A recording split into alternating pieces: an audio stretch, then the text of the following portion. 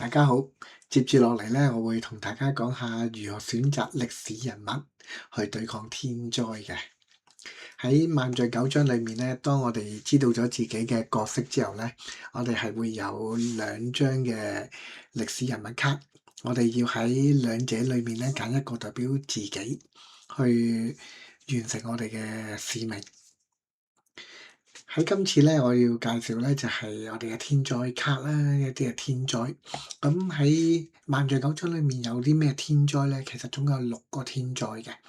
咁當然咧，我首先要講一講啦，我所講嘅天災咧，就唔係我哋心中認知嘅天災嘅。喺呢個遊戲裏面咧，我定義乜嘢天災咧，就係一啲我哋控制唔到嘅東西。咁稍後我會講多少少噶啦。當然啦，天災咧最多人識嘅咧就應該係泰山震啦。泰山震就係中國歷史上面最早有文字記載地震事件啦。咁而頭撞不周山咧，其實係一個傳說嚟嘅，係女媧煉石補青天嘅時候咧，山川移位。咁你會見到咧，比起呢個頭撞不周山咧，泰山震嘅影響咧，其實係比較少啲嘅。所以咧，佢只係會破壞到喺發展區裏面嘅天文工具啦。但係頭撞不周山咧，由於即係山川都移晒位啊，有水浸、洪水泛濫咁樣啦，咁所以咧，所有工具都會被破壞嘅。咁啊，而樓蘭古城咧就係一個西域古國啦。咁啊，根據歷史書記載咧，佢就係被高車所滅啦。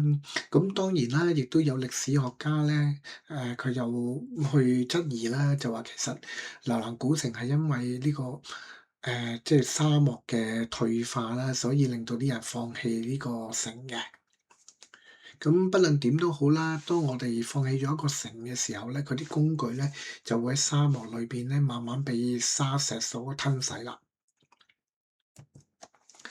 天九食日，天九食日咧其實就唔係咩傷亡嘅天災啦，佢只係一個日食嘅現象。但係咧古人咧就非常之迷信嘅，佢哋用咗一啲嘅形象、啲説法咧去講呢個解釋呢個即係日食嘅現象。好啦，另外咧就有兩個天災咧，就係我頭先所講啦。唔係真係自然嘅災難，但係咧係我哋唔能夠改變嘅東西嚟嘅，分別係焚書坑儒啦，同埋墮天風波。咁你知道啦，當皇帝去想做一樣嘢嘅時候，其實普通嘅平民百姓咧係唔能夠去改變佢，亦都唔知幾時會發生。咁所以咧喺遊戲裏面咧，我都定格佢哋兩者咧為天災嘅。好啦，咁我哋知道咗天災之後，我哋點樣可以佈局去擋災咧？好啦，咁啊，譬如泰山震同埋頭撞不周山啦，呢啲實質嘅天災咧，咁我哋可以點樣做啊？頭撞不周山咧，就係講緊一啲洪水泛濫啦。咁如果當我哋講洪水嘅時候，我估大家應該都記得我哋學過大禹治水啦。有大禹嘅出場咧，佢就可以令到嗰個河道暢通啦。如果佢手上咧有呢個工具洛書嘅話咧，咁可以保存到嘅工具咧就可以更加多嘅。咁而泰山震咧係地震啦，咁我就要介紹另一位歷史人物俾大家認識咧，就係張衡啦。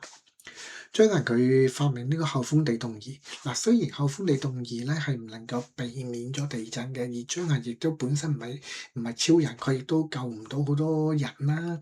咁但係咧有後風地動儀預測到呢個地震之後咧，咁我係相信咧人命傷亡咧就會減少啦。當人咧係冇事嘅話咧，工具咧亦都可以再整出嚟嘅。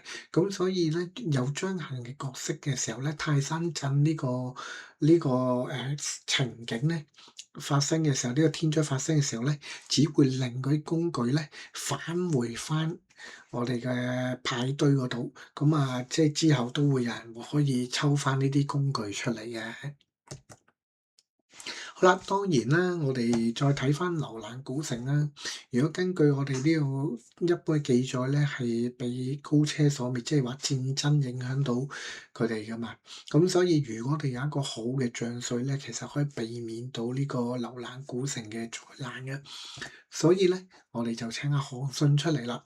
韓信係一個好叻嘅軍事謀略家啦，我相信大家都知㗎啦。咁當然佢亦都有其他嘅招式啦嚇，咁啊其他嘅特技效果啦，咁但係我哋之後先至會講到嘅。嗱，另外咧就係阿焚書坑儒啦。嗱，比起頭先嗰幾個嘅天災咧，焚書坑儒嘅影響咧就超大啦。點解咁講啊？因為咧工具咧喺唔同嘅角色咧，佢哋都只需要收集其中嗰三件。但係咧，如果講喺詩業裏面咧，佢係需要儲齊九張嘅算術。咁如果九張算術都擺咗落去戲牌堆裏面，咁佢嘅贏嘅機會咪根本係零咯。咁所以咧，我哋都有一啲嘅策略咧，去嘗試去挽救嘅。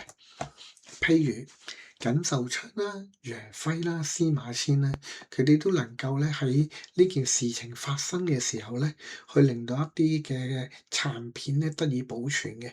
咁至於點解會可以保存到啊？好可能就係佢哋記得其中一個章節嘅內容啦。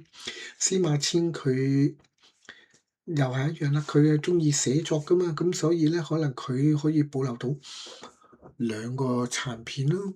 咁當然啦，亦都有一個好神奇嘅角色啦，叫做呂不韋啊。咁啊喺野史裏面咧，我哋知道秦始皇咧就即係呂不韋嘅親生兒子啊。咁所以我相信咧，呂不韋佢利用親情咧，有機會可以避免到呢個焚書坑儒嘅發生嘅。好啦，咁啊呢一節咧就嚟到呢一度結束啦。多謝大家收睇，希望大家繼續支持我哋萬象九章。